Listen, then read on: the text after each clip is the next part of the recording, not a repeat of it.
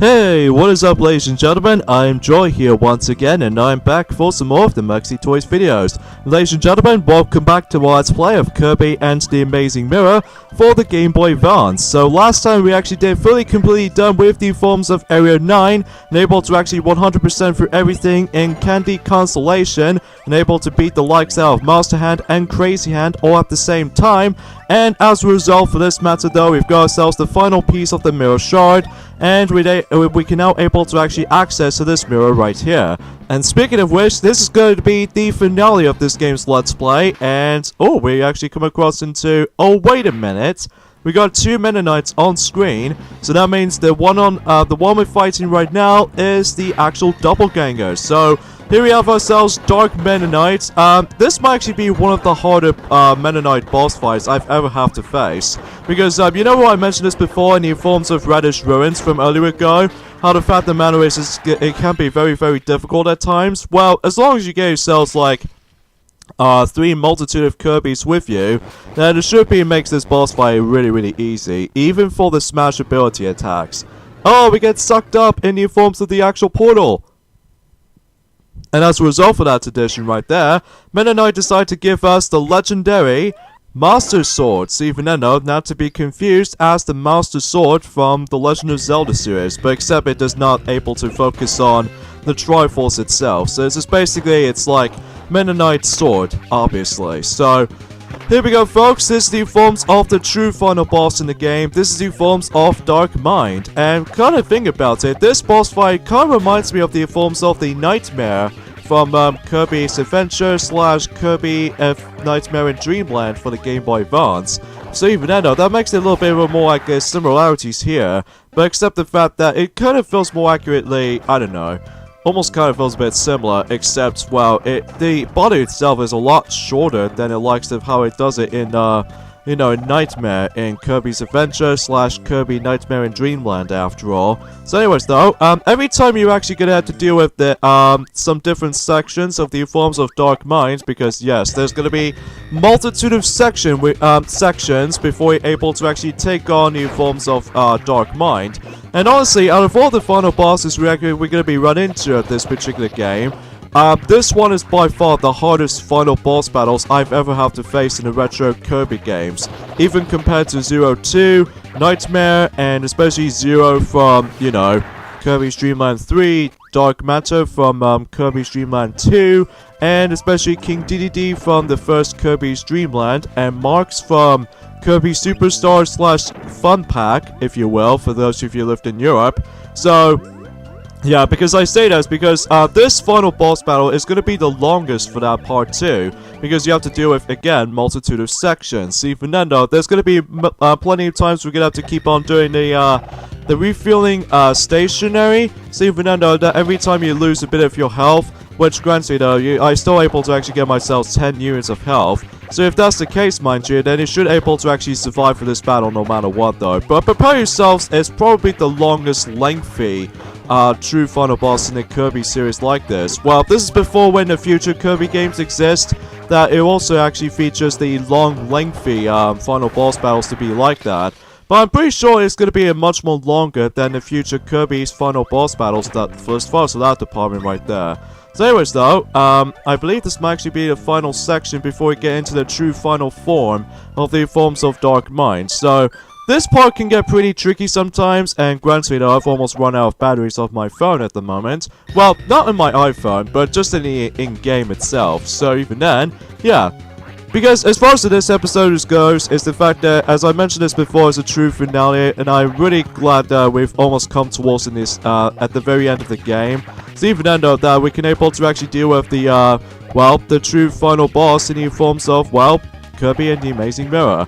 I would appreciate I was going to be able to do this on the forms of both Area 9 and this final boss all at the same video, but I'm actually going to do this separately, so even then I was able to classify if such. So I think the sections can be a little bit difficult right there, because in the forms of Peppermint's powers, as far as you already know in Area 7, how the fact of the matter is we have to deal with ice physics yet again, so that could be a little bit worse in some potentials there. So And I don't know what's up with this orb right over there. Apparently you're supposed to able to destroy it before it goes like screen nuke, as you can see here.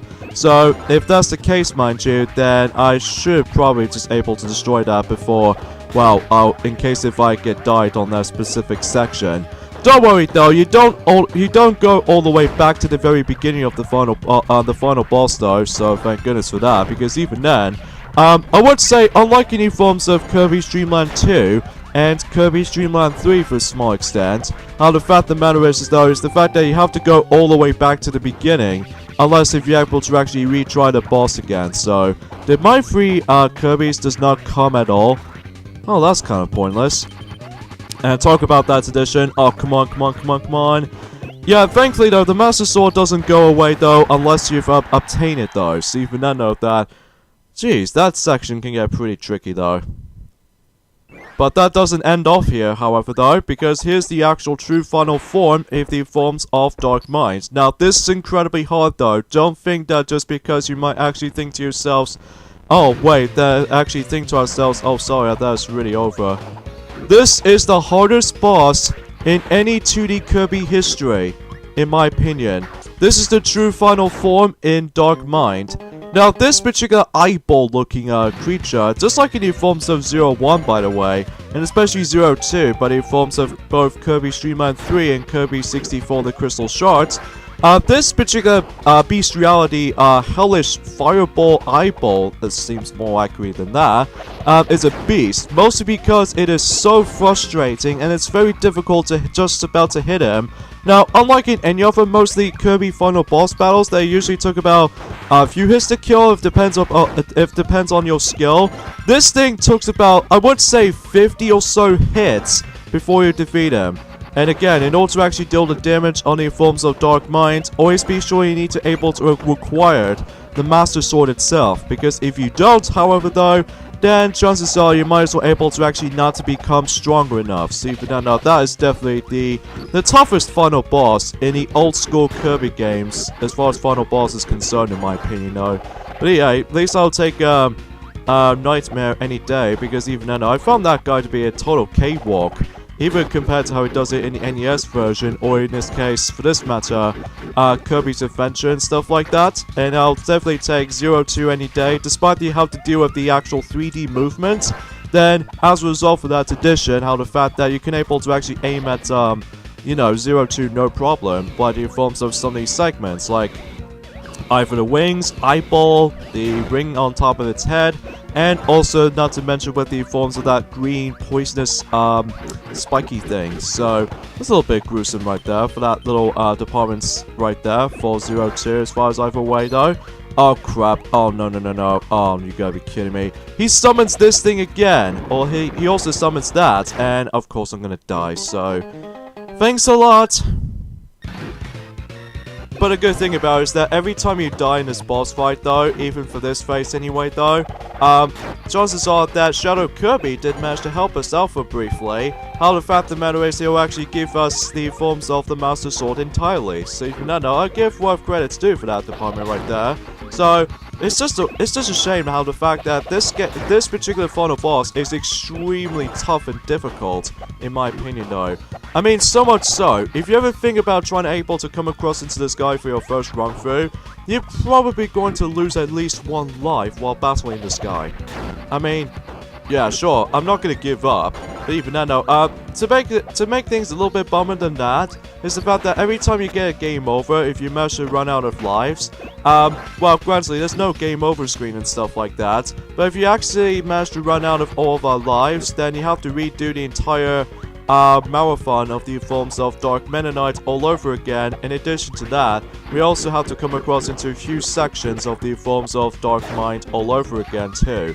So, it's a quiet marathon going on right there, with the forms of the actual final level itself, or I don't know what this final level is called though, because it doesn't really explain. How the fact of the matter is, we're actually on the final area in the game, and able to actually just come across into the two final bosses combined. But I'm sure enough kind of thing about it though, is the fact that it just goes like a marathon syndrome. Anyways though. Alright, so hopefully he should be down by then. But again, because his defense is, the defense on the forms of Dark Mind is way too high, compared to how it does in any other bosses, because I'm sure enough how the fact that, oh god, anti-gravity in a Kirby game like this? Oh jeez, I hate crap things like this. I hate it in Sonic, and I especially hate it here.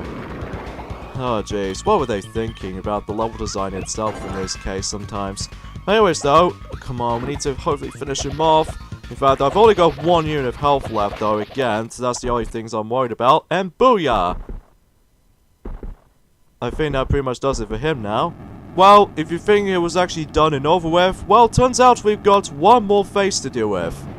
And this particular phase is going to be significantly different than any other phases of the forms of Dark Mind, is that we can now able to actually hop onto the Warp Star and able to actually do this little, well, top-down shooting perspective. Kind of like how it does in new forms of Galactica, in new forms of the Namco arcade machines. But except the fact of the matter is the fact that we need to demolish Dark Mind's health, and then if you do that, then that pretty much does it for the final boss in the game. So yeah, this particular section can get a little bit tricky because, much like in the forms of the first phase of the forms of the Nightmare, you're actually constantly shooting those stars all over the place, and as a result, I can't guarantee about the fact that you can't actually defend yourself with the forms of these star projectiles this time around though, unlike in the forms of, you know, the Star Rod, in the forms of the, you know, Nightmare in Dreamland / Kirby's Adventure. So, if that's the point, mind you, for this point, folks, that's all I can really say about this, though. So, yeah, I guess I should probably explain about the final faults of the game before you're able to actually get these things going with the forms of the extra video coming up tomorrow, by the forms of the 30th of June. It's not that bad of a game. I'm gonna tell you that right about now, because the reason why I say this is because as soon as you defeat him, we cut to the chase with credits. Huh. A little bit anticlimactic in the forms of the endings of Kirby games like this, but as soon as the credits scrolls, that all you can do is basically just keep on shooting the likes out of Dark Mind. Like, as you can see in the bottom right corner, it says how much hits you actually encounters with the forms of Dark Mind. So, yeah, that's not to say how the fact that I'm not calling this one of my worst games I've ever faced. It's actually still is one of my least favorite Kirby to digital platforming games I've ever played. I mean, the bosses were awesome, and the music is very, very good, and especially noticeable how the visual structure feels exactly like how it does in Nightmare in Dreamland, and I still think it's really top-notch with the visual structure department. But the only downside I can think about this game though, and I still really think that the Metroidvania type of style of gameplay is a really great idea for any forms of the Kirby game like this, but for me, I just cannot pass the level design in this game. I think the level design in this game is not that fun to me. But even then, I'll get to the actual proper point here, so anyway. And so, Dark Mind was defeated, and his dream of conquering the Mirror World was shattered. Now at last, peace will return to the Mirror World. But they remain on guard. After all, who knows when other evil might arise? Don't worry though.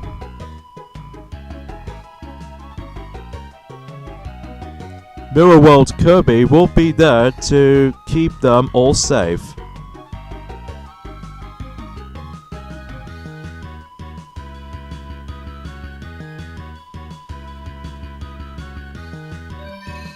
So there goes one Kirby, the second Kirby, the third Kirby, and finally the fourth Kirby. Which reminds me, could those Kirbys now able to combine those Kirbys back into one Kirby again? I guess then they haven't explained about that, but I digress. So, Mirror World is now fully saved, and just like in the forms of the placing the Star Rod in both Kirby's Adventure / Kirby Nightmare in Dreamland, after this scene is done, Meta Knight decides to able to drop his sword all the way to the direct center in the forms of the actual Mirror World itself. This kind of reminds me of the forms of placing the Star Rod in the forms of the Fountain of Dreams, but except, well, in a different location and all that stuff. So, there we go folks, that concludes Kirby and the Amazing Mirror. I'm sure enough next time around though, I'll be showing you guys the extra stuff of how this game offers to be, just like in any other Kirby Let's Plays for that department. And just like in the forms of Nightmare in Dreamland from Kirby, on Kirby Nightmare in Dreamland, you'll get the exact same shots as how it does in from the previous game, except there's 4 Kirbys this time. And would you look at that, every time you actually get yourselves the 100% completion on your save file, you get yourselves the unlockable mode by the forms of the boss endurance runs. So again, I'll show those off during the extra videos, so I'll see you guys tomorrow for the extra videos, meaning mini games or sub mini games, boss endurance, and more. So see you guys next time. Later, fellas.